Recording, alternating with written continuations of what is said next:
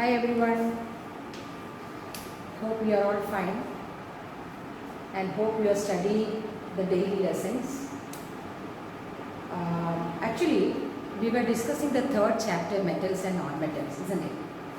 Now already you know the CBSE has reduced the syllabus, and in that syllabus, what we were talking about is metallurgy.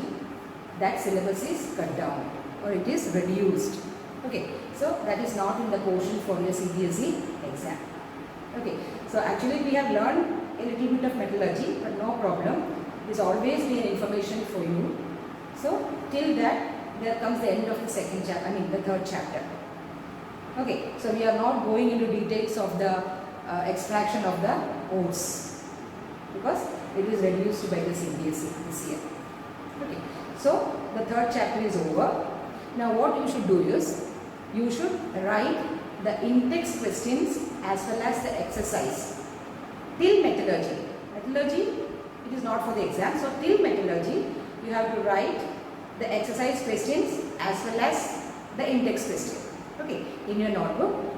Okay, I think till 13 questions. I think there are 19 questions or so. So you just go through it, then write down in your notebook. Okay, so by the next week, I will ask you to forward it to me.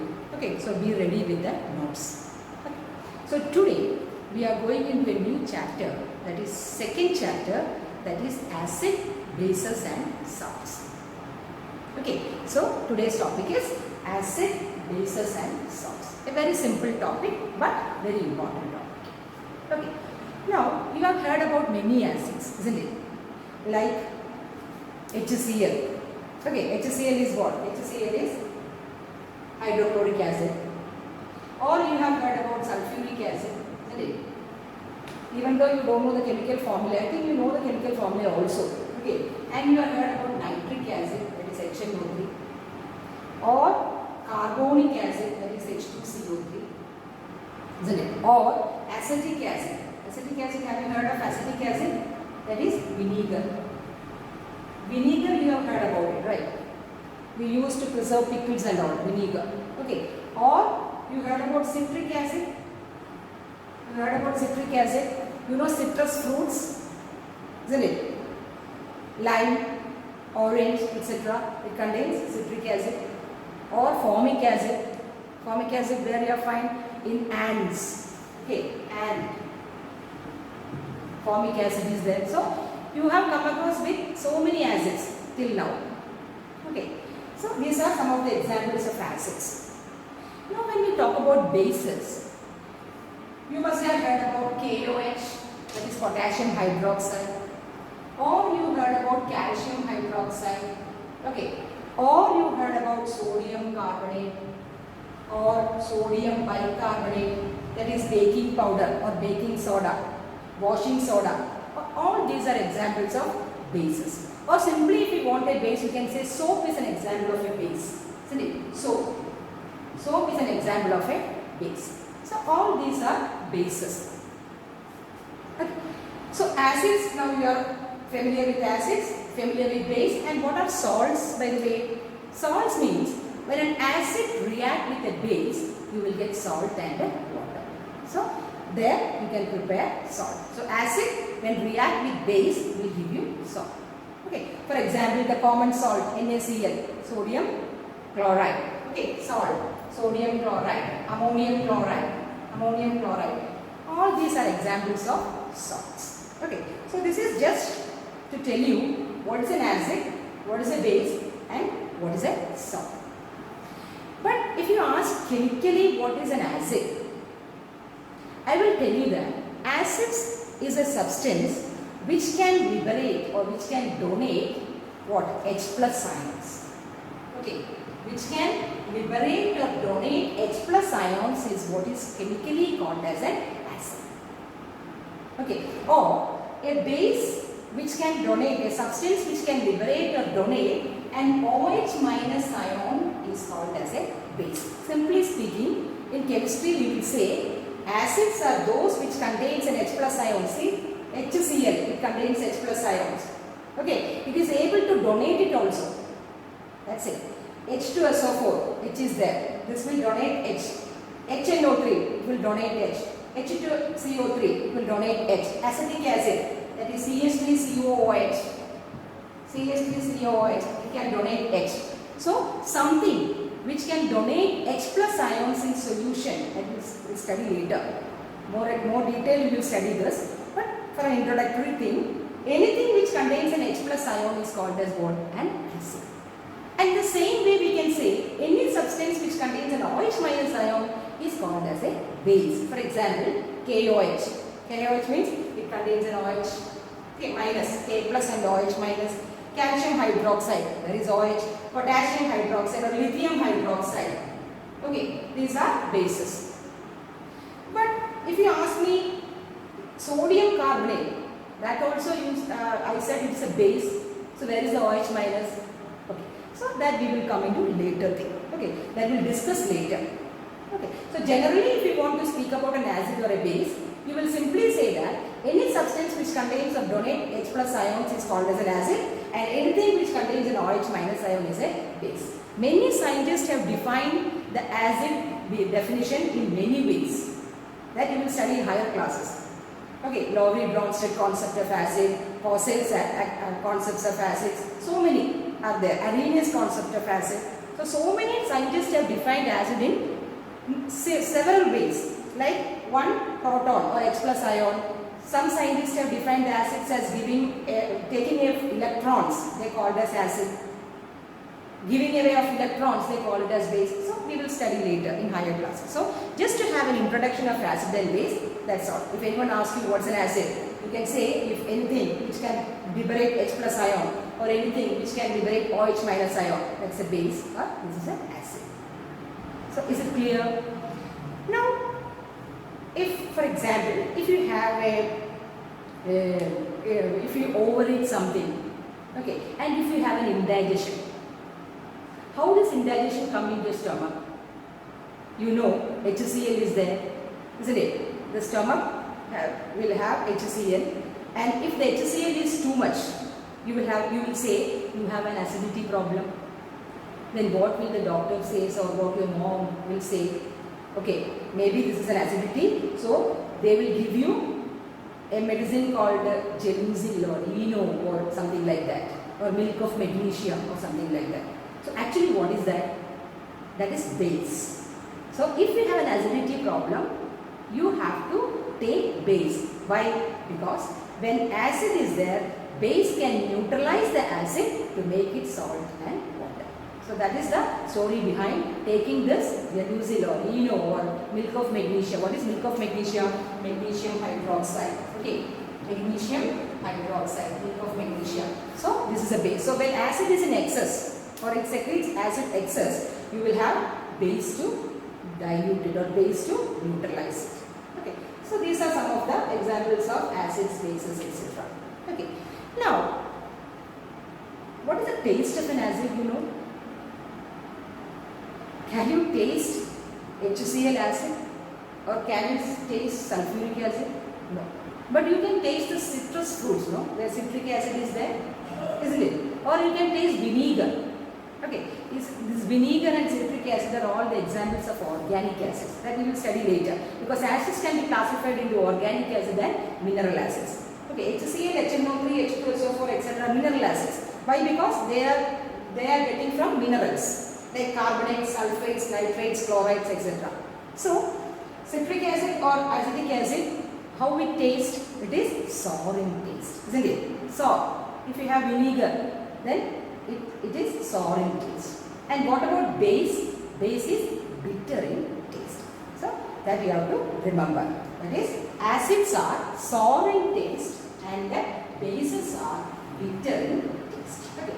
So I will write here an acid and here it is a base. We have a comparison of this acid and bases. So acid means what? Acid have a sour taste and base means bitter. Bitter in a bitter gourd. Okay. So bitter taste. Acid have a sour taste. Okay, that is okay. But if I ask you, how will I say HCl an acid? Or how will you identify a solution, if I say it is a base, how will you identify? Or simply if you have two test tubes, see, if you have two test tubes and two solutions in it, I want to identify which is acid and which is base. How will you identify it? That's a question. Okay. For that, to identify a given liquid or a given substance, an acid or a base, you call that substance to be an indicators. What is it? Indicator. Or you can say acid-base indicator or simply indicators. So what are indicators?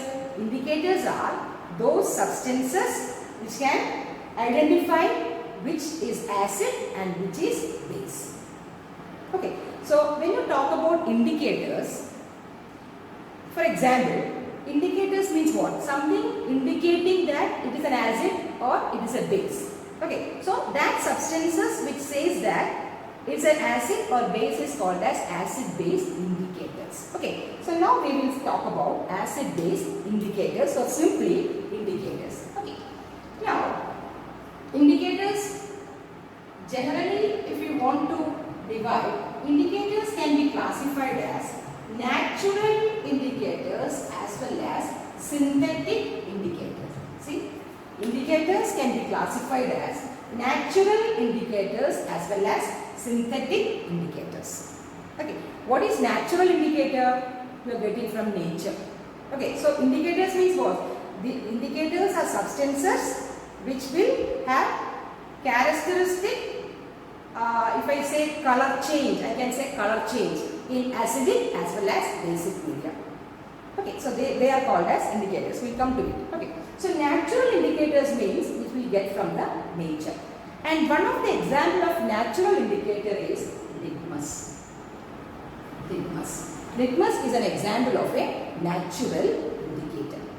Actually, litmus is a dye. You know dye, you know, color, okay, which is getting from a plant called as lichenza. It's a dye. Litmus is a dye. It's a purple color dye. It's a purple color dye which is getting from the plant lichenza. That is why you call it as natural litmus. Okay. So it's a dye, purple color dye. That means if it is neutral, if I say it is neutral, it is having a color purple. Okay. So this is an example of a what? Natural indicator. Okay. These indicators will give you different colors in different media. That's a valid point. So indicators are those substances which gives what? Which gives different colors. Okay, different colors in different media. See, different colors in different media. What does it mean? It means in acid medium it will show one color, and in basic medium it will show another color. So that is how we distinguish that yes, this is an acid or yes, this is a base, because the color is changing. Okay, so indicators are substances which will give different colors in different media. That means acidic medium it will have a different color, in basic medium it will have a different color. So you got it clear? Now when we talk about again the natural indicators, we said litmus is a natural indicator. Okay, you can have natural indicators from the flowers. You know the hibiscus flower. You can make this litmus. You know litmus paper. Okay, so you can make the litmus paper from the hibiscus, that is the shoe flower. You know, you take a filter paper. Okay, filter paper or filter paper in the lab. Then you take the hibiscus or the shoe flower that is red in color, and what you should rub on that filter paper nicely, and then you dry it. You can have a red litmus paper. Or you can have a blue litmus paper means it is having two types, that is one blue litmus paper as well as red litmus paper. Okay, so in hibiscus what we did is we get the red litmus paper. The same thing we can have a blue litmus paper also, that is, have you seen hydrangea flower? That is blue in color. The same thing if you do with the filter paper, with the hydrangea flower, and you dry it in the sun, you can have the blue litmus paper. Okay, so litmus is an example of a natural indicator. So litmus is of two types. One is what is red litmus and other is blue litmus. You got it? One is red litmus paper. In the lab we are having all this red litmus as well as blue litmus paper. Okay, so we will see that. So red litmus and blue litmus. Okay, so this is an example of a natural indicator. Then again one more example of a natural indicator is turmeric. You know turmeric. Okay. In the kitchen we are having turmeric. Okay, so this is an example, second example of a natural indicators. So these are the two examples of natural indicators. Clear? So indicators are of two types. One is natural indicators, that is from the nature, and other is the synthetic indicators which are synthesized from us. And what are to give two examples of natural indicator? One is litmus. Actually litmus is a purple dye which is getting from the plant Lichenza. From the family I think Pteridophyta. You will study in biology. Okay, so that is litmus. Then it will have two types, red litmus paper. If it is paper, there are two types. You can have a red litmus paper as well as a red litmus solution. Same thing. Okay, one is in paper, other is in solution. Same way you can have blue litmus solution as well as blue litmus paper. Okay, so that is all about the red litmus and the blue litmus. Now, what is the action of this litmus on acid and base? That is very important. Okay, what is the action of litmus on what? This acid as well as base. Okay, now if I say the litmus, in the case of an acid, listen, in the case of an acid, what happens? The acid, the red litmus will changes into blue litmus. See, for an acid, if you have a red litmus paper,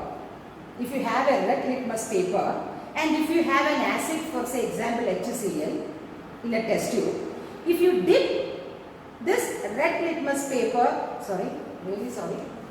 this the other way around, acid means blue litmus to red.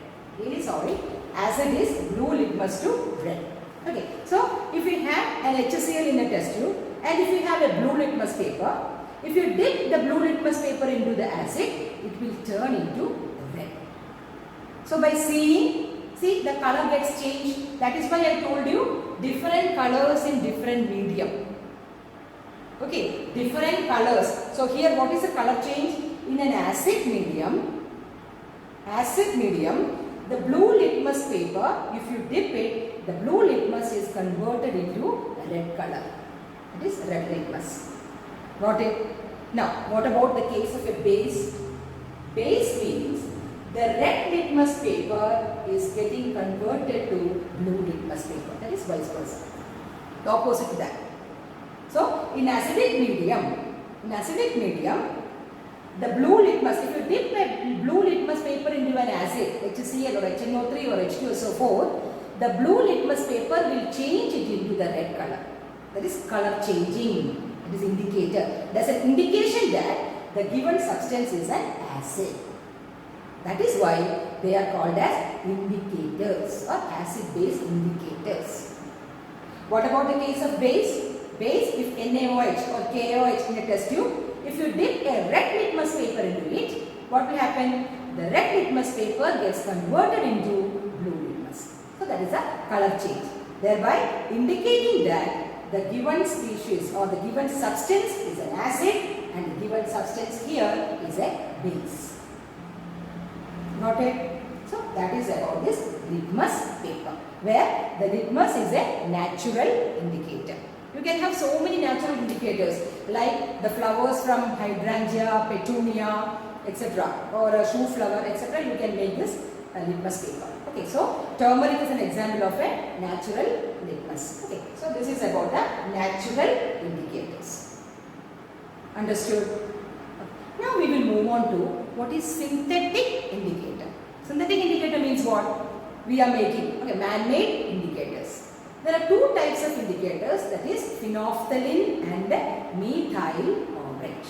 What is it? phenolphthalein and methyl orange. So the examples of synthetic indicators are phenolphthalein, phenolphthalein, as well as the second one is methyl orange. Okay, this is also in the lab. I will show you.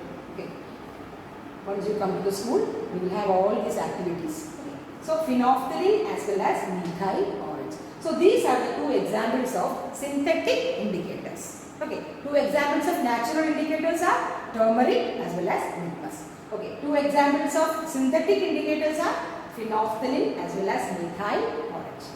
Okay, now we will see what is the action of acid and bases on this phenolphthalein as well as methyl orange. Okay, now in phenolphthalein, for example, if you have an acid, correct? If you have an acid, HCl in a test tube, you want to check whether the solution in the test tube is acidic or basic, and you are given only phenolphthalein. That is synthetic indicator you are given. You haven't given any litmus paper. You have given phenolphthalein and asked you to find out the given solution is acidic or basic. Now what you will do? If phenolphthalein is poured into an acid, it will be colorless because phenolphthalein is colorless.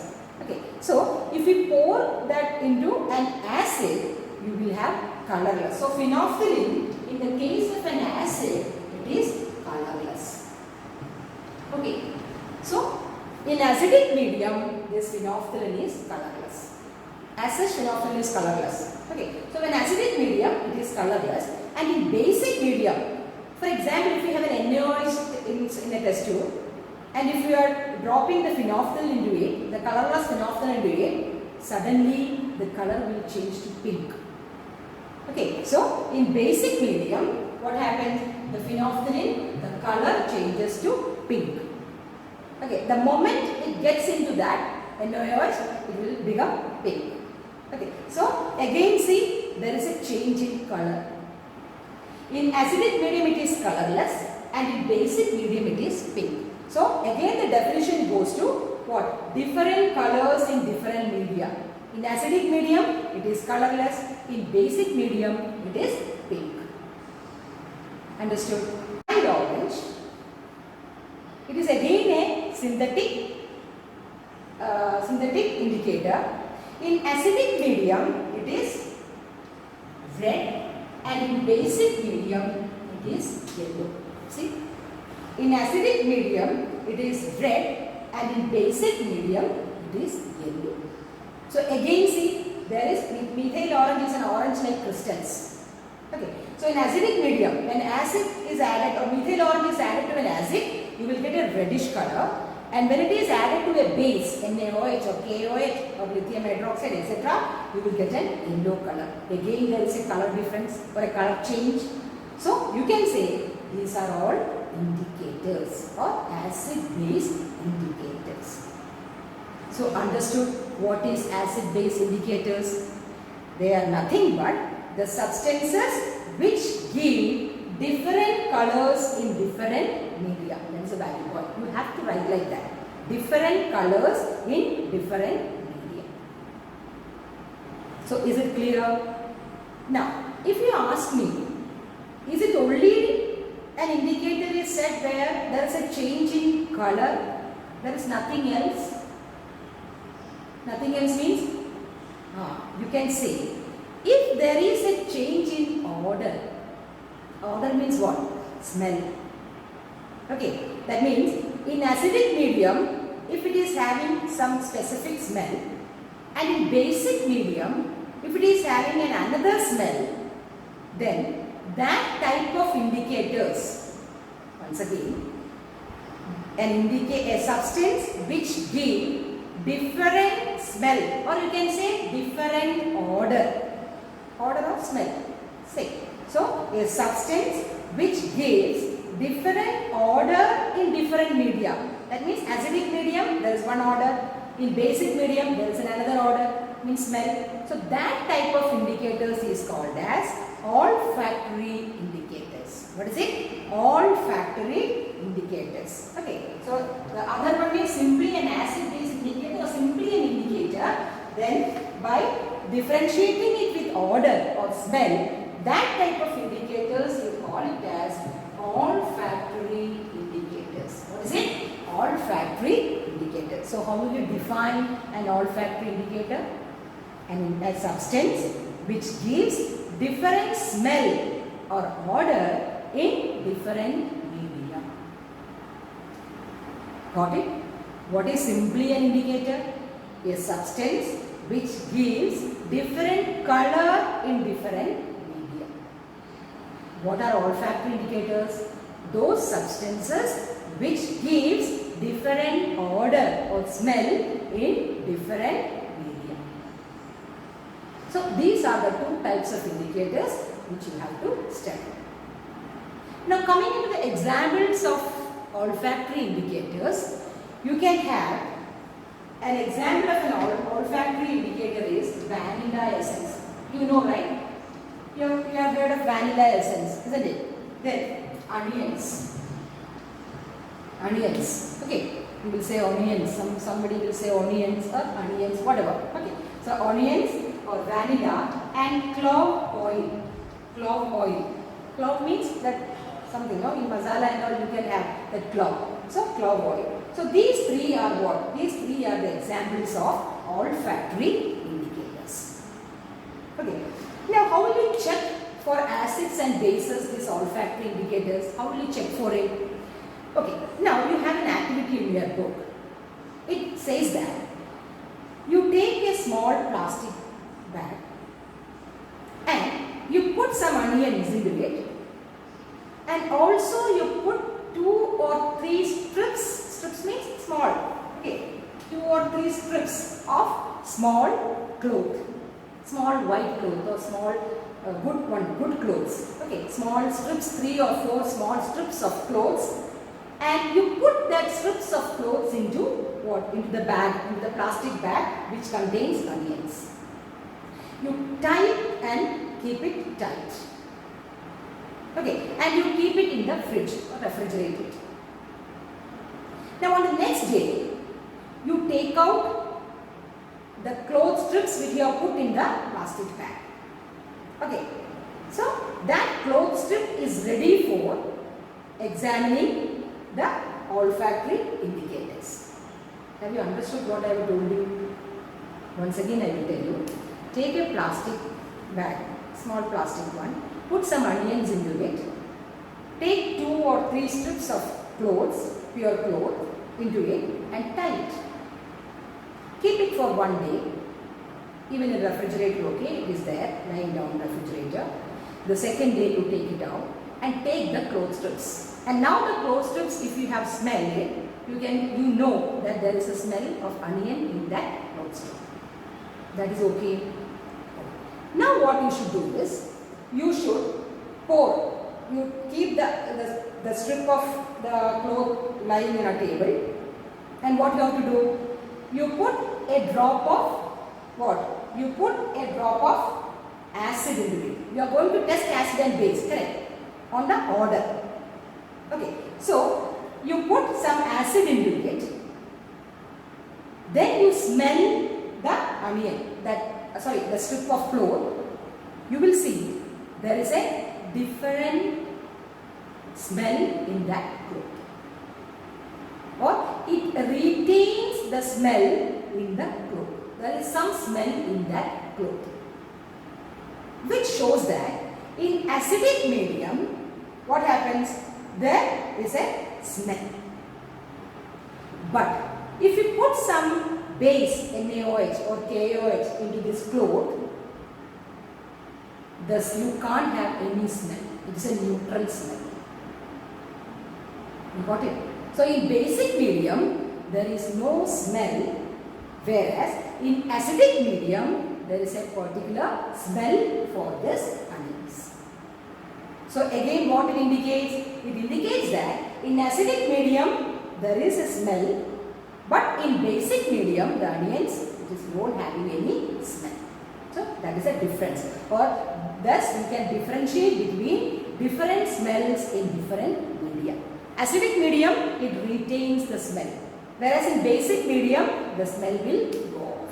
So that is how you can know whether it is an acidic medium or it is an basic medium. The same thing happens to the vanilla essence and the clove oil.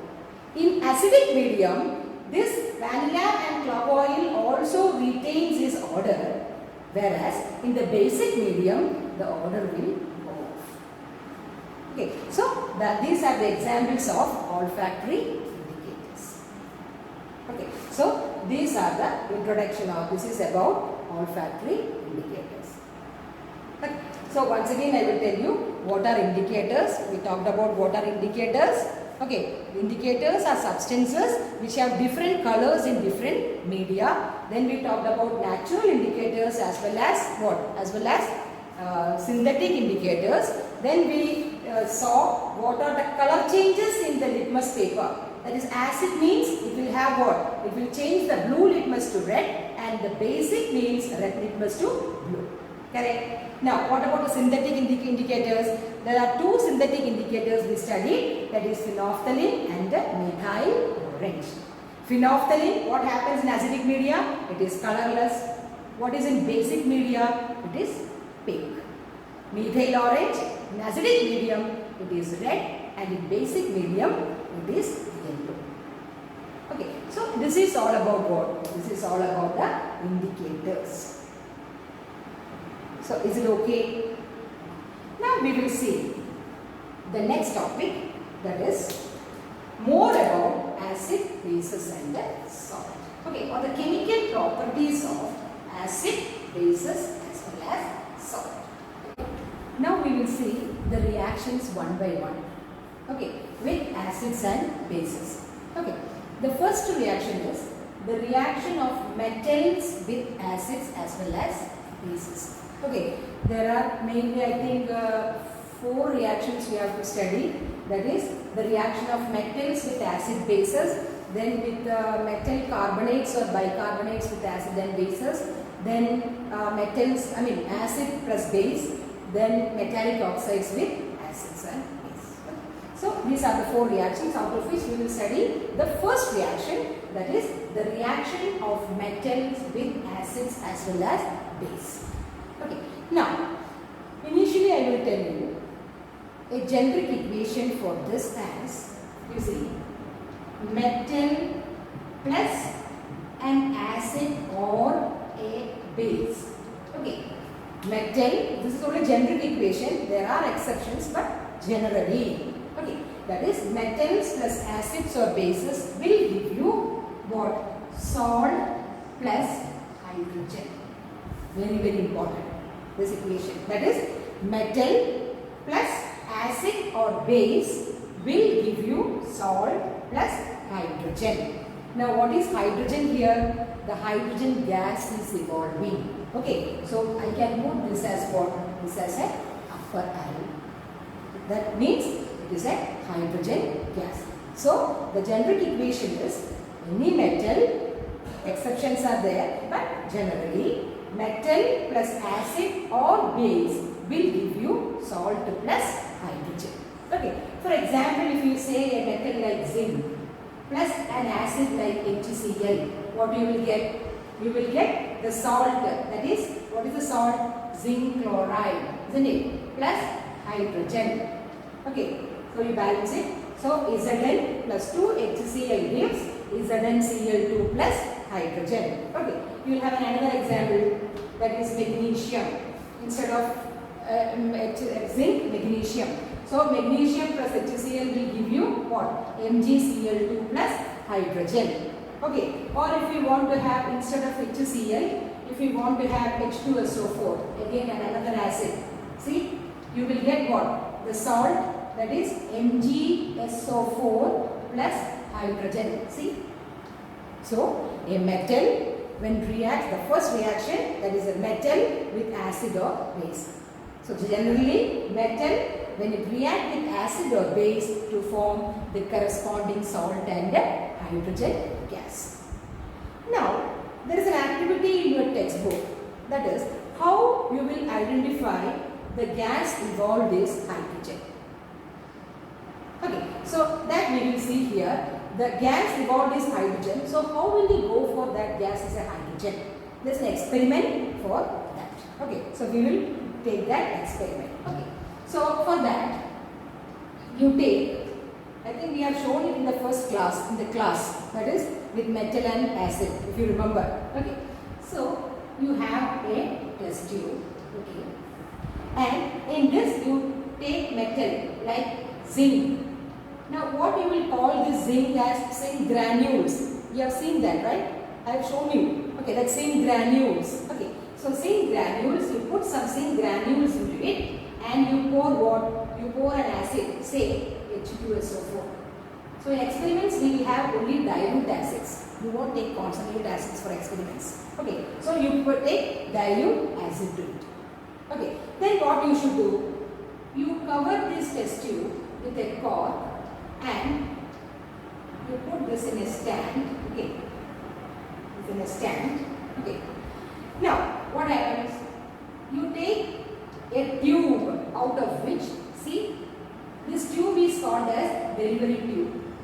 Okay, in lab you are having all this. You take a delivery tube or you insert a delivery tube into it and you take a vessel which contains soap solution. See? So what you have done?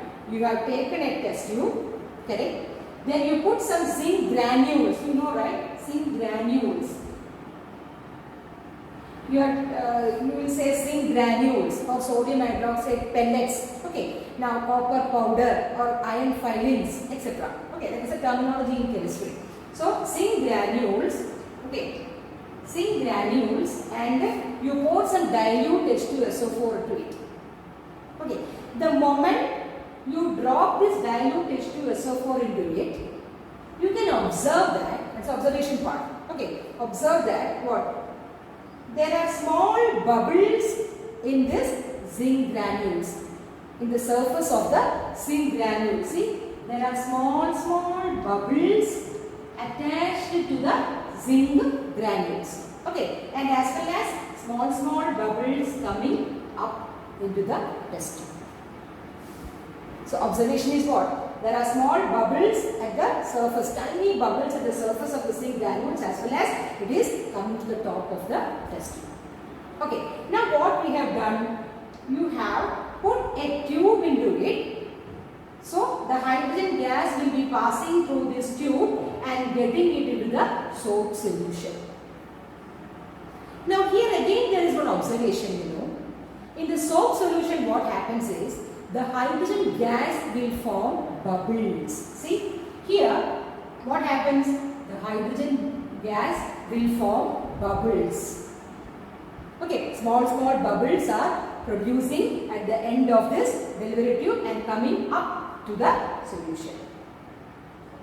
Okay, now then what happens? If you want to check for the gas to be hydrogen or any gas, you take a burning splinter or a burning candle and you put this burning candle near to the bubble because you can see the bubbles coming up.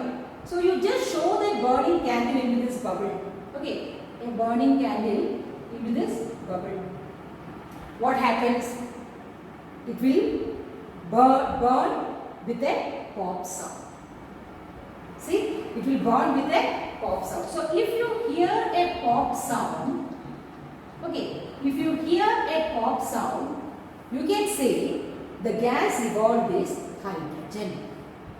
Clear? So once again I will tell you, if you put zinc granules and dilute H2SO4, you can use either dilute H2SO4 or what? HCl, no problem. Then the gas, then you can see small bubbles coming up and through the delivery tube it gets into the soap solution. There you saw what? Bubbles. And if you show a burning splinter or a burning candle near the what? Near the bubble, it will burst or it will make a pop sound. So by hearing that pop sound, we can say that what the evolved gas is hydrogen. So what is the value point of that? pops out. If the gas is hydrogen, you can identify the hydrogen by means of a pops out. Okay, now what is the significance of this soap solution here? You can even take a burning candle and you can show it into the mouth of the test tube, isn't it? But to be more precise, or if you take a soap solution, this hydrogen gas will not dissolve in this soap solution and it will form bubbles.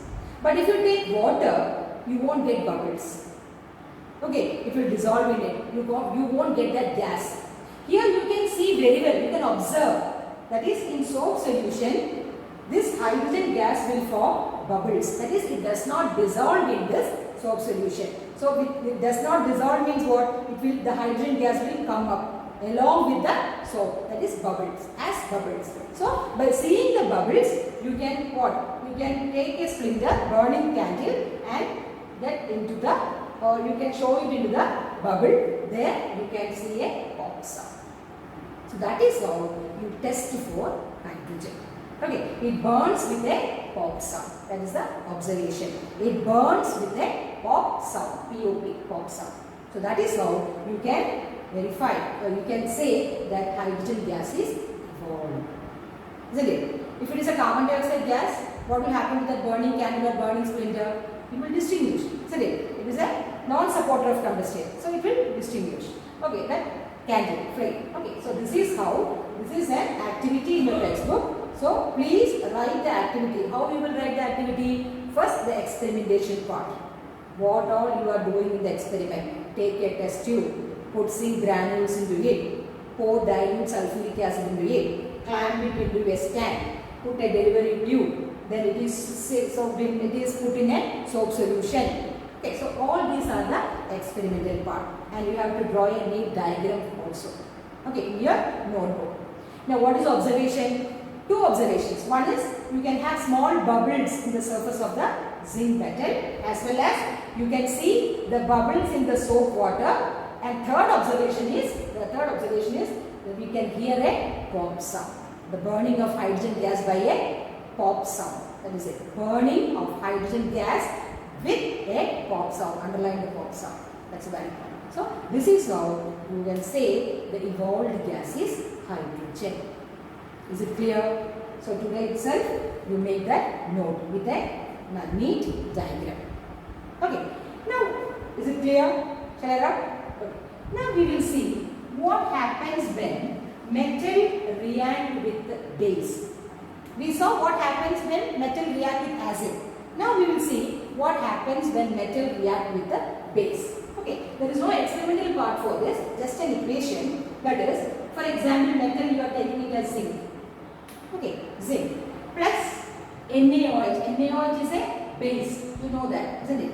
NaOH is a base. So when metal react with the base, what will we get? What is generic equation? Hydrogen is evolved, and along with hydrogen, what happens? The salt is also evolved. So we will say what is salt plus hydrogen. See, here also the same equation. That is, the hydrogen gas is evolved. But here one thing to remember is you have to just warm this reaction. You have to warm this reaction. Now what is the salt you will get? You will get ZnNaOH, that is zinc, sodium zincate, Na2 ZnO2. See, Na2 ZnO2. So it will be 2, so 2. Okay. So Zn plus 2 NaOH will give you, I will write like this, Na2 ZnO2, okay, plus H2. So this is the salt and this is the hydrogen. Got it? So this is the reaction. The first reaction, that is the reaction of a metal with acid as well as base. Now what is the generic equation? That is, any metal react with an acid or a base will give you salt and hydrogen. Okay, this is the first reaction of metal with acid and base. If you want another example also for an acid, what you will do? You can have so many examples with acids. Okay, for example, with zinc plus HCl. Okay, take it as homework. First is zinc plus HCl, balance it. Okay, whenever you write an equation, you balance it. That's very, very important. Okay, so zinc plus HCl, then magnesium plus HCl. Okay, now the third one is again zinc plus H2SO4. These are all dilute, right? You will all put dilute here because you are using only dilute. Okay, then if you want another metal like calcium plus H2SO4, you will get. Okay, so that's it. So these 4 reactions you have to note in your as a homework. Just balance it and get the products. Okay, and also one more for a base. Just you have to study only this zinc plus NaOH. These 5 you have to take it down as a homework. So this is all about the first reaction, that is reaction of metal with acid and the base.